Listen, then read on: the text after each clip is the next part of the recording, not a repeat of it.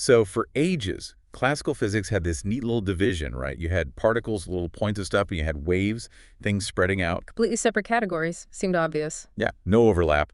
But then, bam, the 20th century happens, and everything gets wonderfully complicated. It really turned things upside down. And today we're diving into something really at the core of that weirdness. Why does a particle need momentum to have a wavelength? It sounds backwards almost, doesn't it? It really does. Okay. We're talking wave-particle duality, the de Broglie relation. This stuff fundamentally changed how we see reality. We want to get you up to speed on this. And the main takeaway, really, is that momentum isn't just some random requirement. It's actually what defines the spatial wiggle, the frequency of a particle's probability wave. Probability wave. Okay, we'll need to unpack that. Definitely. But think of it this way. No momentum means, well, no defined wave. The wavelength basically becomes infinite. The particle is everywhere and nowhere. Completely spread out. Exactly. And that formula, 8p lambda equals h over p. That's our guidepost. Got it. So for this deep dive, we'll trace the history. How did we even get to this idea? We'll look at the matter wave itself.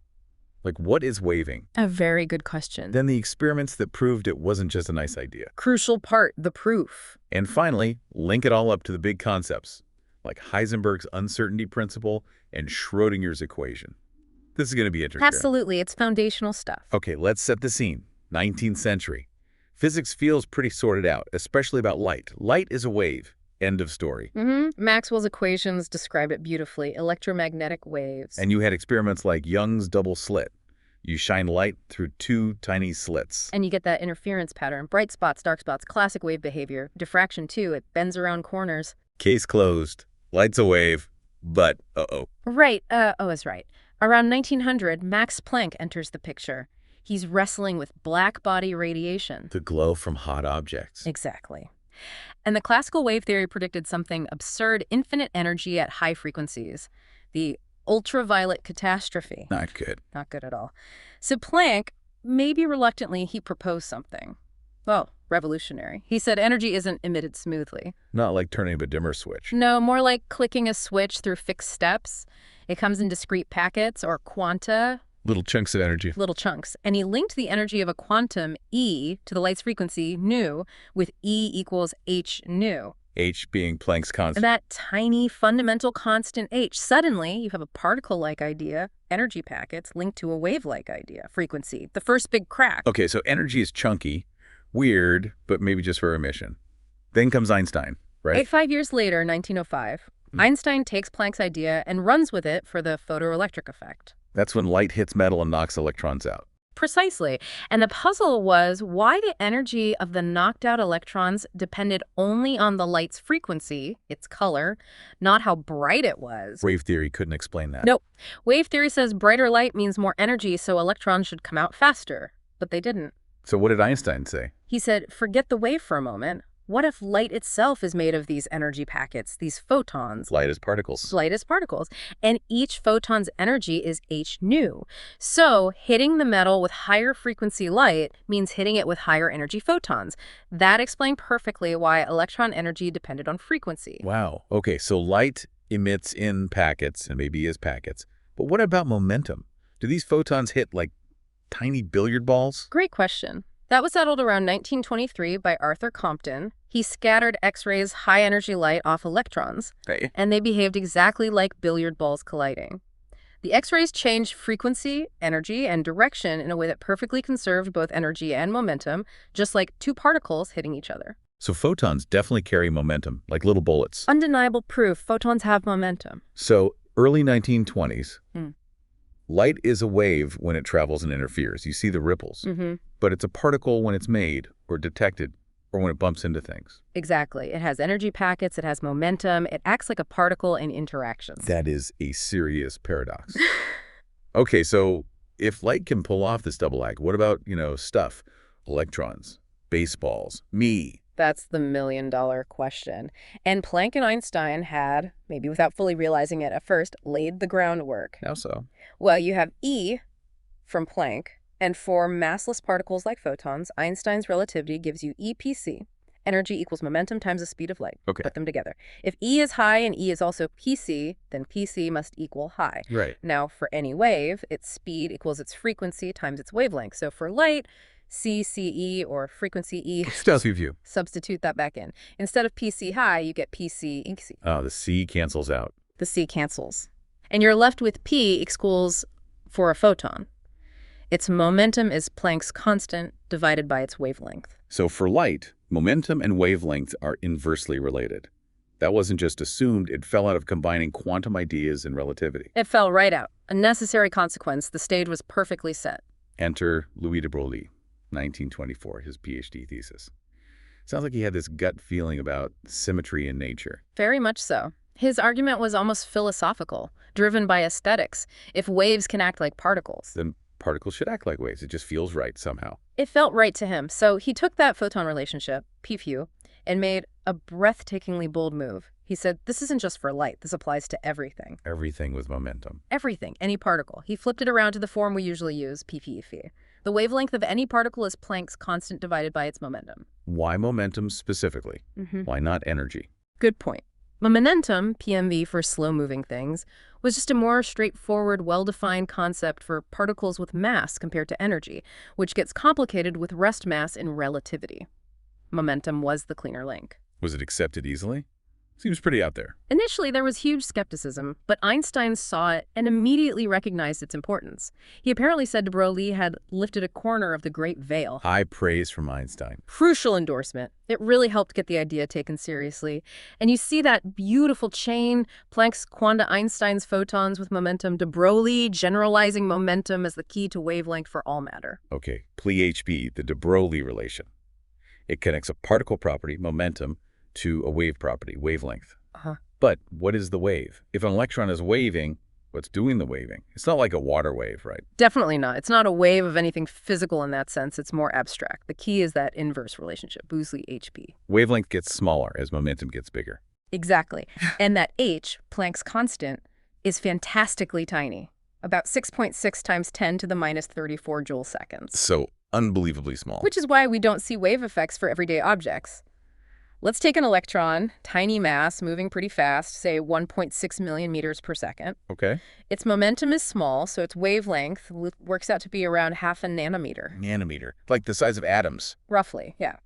Comparable to the spacing between atoms in a crystal. That's small, but measurable, and it means electrons can show wave effects like diffraction when interacting with things that size. Oh, okay. But now, a macroscopic object, say a 100-kilogram person running, or even a baseball. Let's take a baseball, maybe 150 grams, thrown at, say, 40 meters per second. Its momentum is much, much larger than the electron. Right.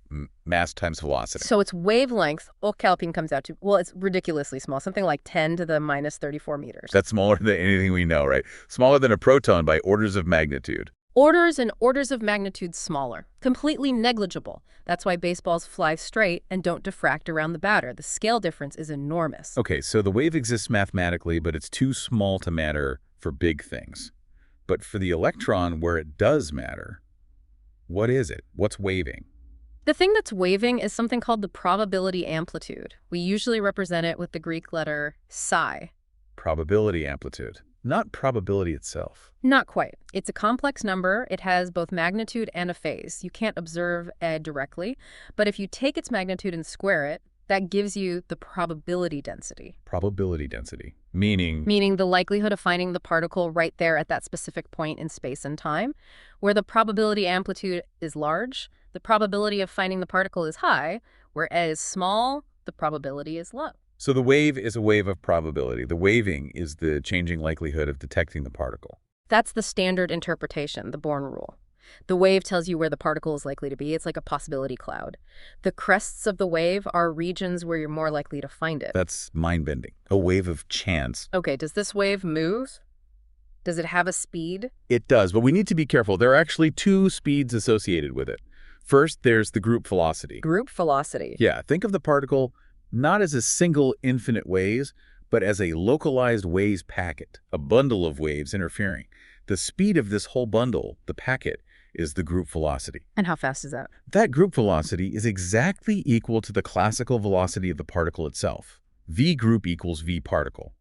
This is the speed that carries energy and information. Okay, that makes sense. The packet moves like the particle. What's the other speed? The other is the phase velocity. That's the speed of an individual crest or trough within the wave packet. And how fast is that? Now, this is where it gets weird. The phase velocity is calculated as energy divided by momentum. For a particle with mass, this speed can actually be faster than the speed of light. Whoa. Doesn't that break relativity? Faster than light travel. It sounds like it, but no, it doesn't. Because the phase velocity doesn't carry any information or energy. It's just the speed of a mathematical point, like the point where the wave has a certain phase. Only the group velocity, which is always less than or equal to c, carries the physical stuff. Okay, subtle but crucial difference. So this matter wave is quite different from, say, a light wave then. Very different. Light waves are oscillations of electric and magnetic fields. Matter waves are oscillations of probability amplitude. Light waves are created by accelerating charges. Matter waves seem to be an intrinsic property of any particle with momentum. Right. Which brings us back to momentum. What happens if a particle has zero momentum? The limiting case. Okay, look at hp again. If momentum p goes to zero, then you're dividing by zero. Wavelength goes to infinity. Exactly. The approaches infinity. What does an infinitely long wave look like? Flat. No peaks, no troughs. Just constant. Precisely. No spatial variation at all. If the wave represents probability, a flat, infinite wave means the probability of finding the particle is the same everywhere in the universe. Total delocalization. It could be anywhere. Complete uncertainty in position. Now think about what else we know. Zero momentum means, you know the momentum perfectly, right? The T equals zero. The uncertainty is zero. And what does the Heisenberg uncertainty principle say connects uncertainty in momentum and uncertainty in position? At this time has to be greater than or equal to some small number, then come 2. So if ape is zero, then x must be infinite to satisfy the principle. So de Broglie's infinite wavelength for zero momentum is the uncertainty principle in action. It's a beautiful connection. They're saying the same thing. Perfect knowledge of momentum, like p is zero, implies absolutely no knowledge of position, infinite wavelength, infinite exponent. Momentum is what localizes the wave, what gives it a finite shape and size. Without momentum, the particle's wave nature is fundamentally undefined in space. Okay, de Broglie's idea is elegant. It connects to Heisenberg. But it's still just an idea at this point. Science needs proof, hard evidence. Absolutely. And the proof came just a few years later in 1927, a landmark experiment by Clinton Davisson and Lester-Germer at Bell Labs. And it was kind of an accident, wasn't it? It had an element of serendipity, yes.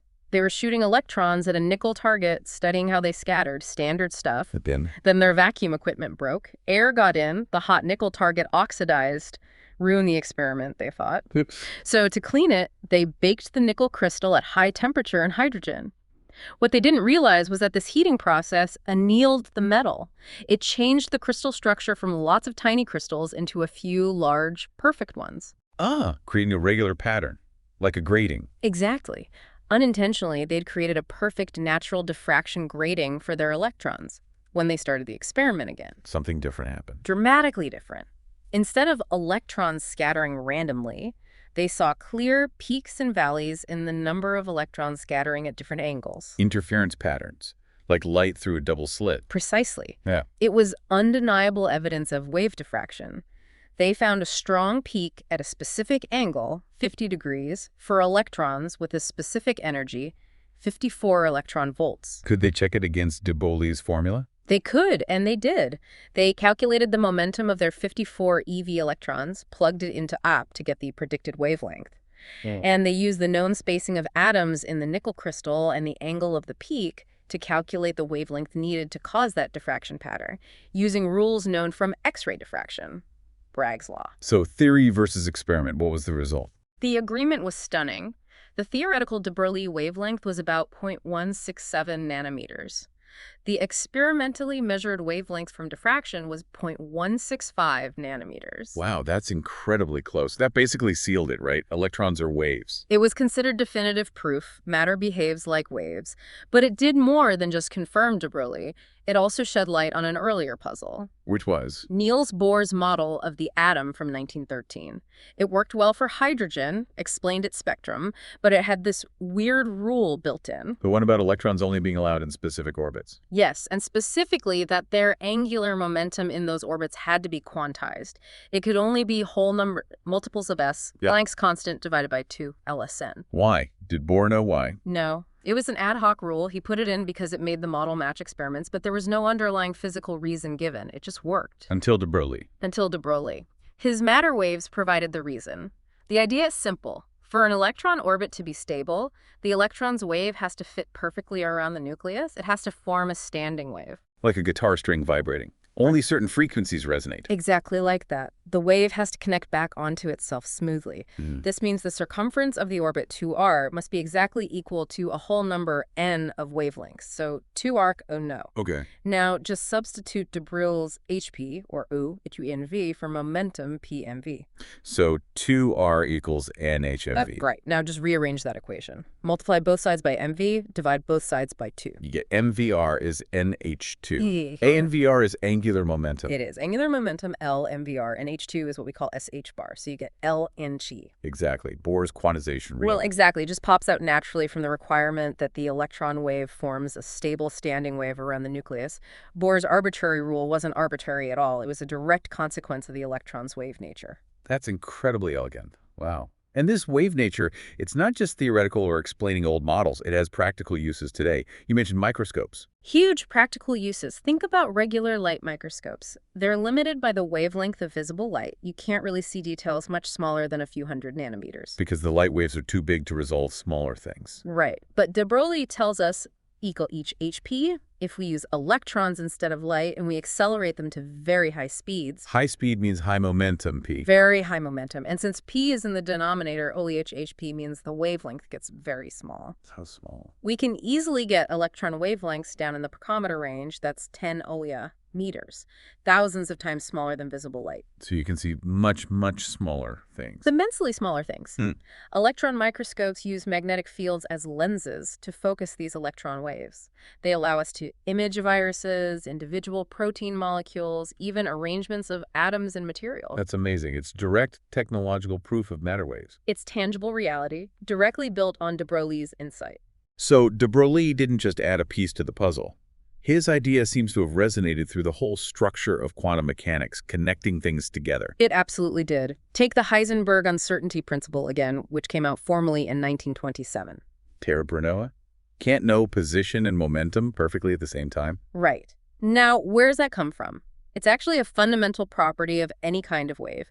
It's related to something called Fourier analysis. Okay. Basically, if you want to create a wave that's very localized in space, small, like a sharp spike, you have to add together lots and lots of waves with many different wavelengths. A wide spread of wavelengths is needed to make a narrow pulse. Exactly. A wide spread of wavelengths means a large uncertainty in wavelength, or, more precisely, in wave number k, which is 2pu. So for any wave, there's a relationship. Small x requires large, it's xq12. It's just a general wave property. A general mathematical property of waves. Now, what did de Broglie give us? He gave us the link between momentum and wavelength, or wave number. The relation is p, or more conveniently, p equals key. Momentum is proportional to wave number. Ah, so you can substitute that into the general wave uncertainty. You substitute p phi into key ko, the T becomes p key. So you get T of 12, pull the constant out. And you get APQ2, Heisenberg's principle. Straight from wave theory plus de Broglie's relation. The uncertainty principle isn't some weird extra rule. It's an inevitable consequence of matter behaving like waves according to de Broglie. They're locked together. Two sides of the same quantum coin. Okay. But de Broglie gave us the idea of the wave, Yeah. like PP. Did he tell us how the wave, moves or changes over time? No, not really. His was more of a static picture. If a particle has momentum p, then it has wavelength. It didn't describe the wave's dynamics, how it evolves, how it responds to forces. So still incomplete. In that sense, yes. That's where Erwin Schrödinger came in 1926. He was explicitly inspired by de Broglie's matter waves. He thought, if matter is a wave, there must be a wave equation for it, like Maxwell's equations for light waves. He wanted the rule book for how these matter waves behave. Precisely. And he found it. The Schrödinger equation. It's the fundamental equation of motion in non-relativistic quantum mechanics. And its solutions are? Its solutions are the wave functions that we talked about earlier, the probability amplitudes that contain all the information you can possibly know about the quantum system. And de Broglie's relation is in there somewhere. It's baked right into the structure of the equation, the way momentum is represented mathematically as a spatial derivative related to wavelength, and how kinetic energy, which depends on momentum squared, p2 meter readings, occurs. It all hinges on the wave nature and the de Broglie relationship. The Schrödinger equation is essentially conservation of energy expressed in the language of waves defined by de Broglie. So de Broglie provides the what matter is a wave with ISPO, and Schrödinger provides the how that wave behaves. That's a great way to put it. De Broglie gave the concept, Schrödinger gave the dynamics. Together, they built the framework of wave mechanics. #outro. So wrapping this up, the core message is that momentum isn't just needed for a wavelength. It's effectively the physical measure of the wave's spatial frequency. That Boop relation, it's truly fundamental. Yeah, and going back to that idea of zero momentum, it really drives it home. No momentum, infinite wavelength. The particle is completely spread out, lost in space. Motion, momentum, is what brings the wave into a definable, finite form. Without it, the wave concept itself loses its spatial meaning.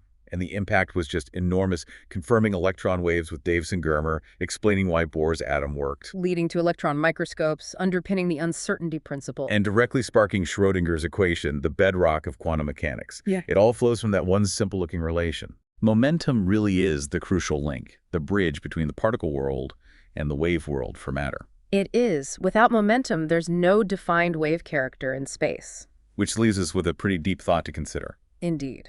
So here's something for you to chew on. If momentum is inextricably linked to spatial frequency, ET of class, but maybe momentum isn't just a condition for having a wavelength. Maybe in the deep language of quantum mechanics, momentum is the spatial wave nature of a particle manifested.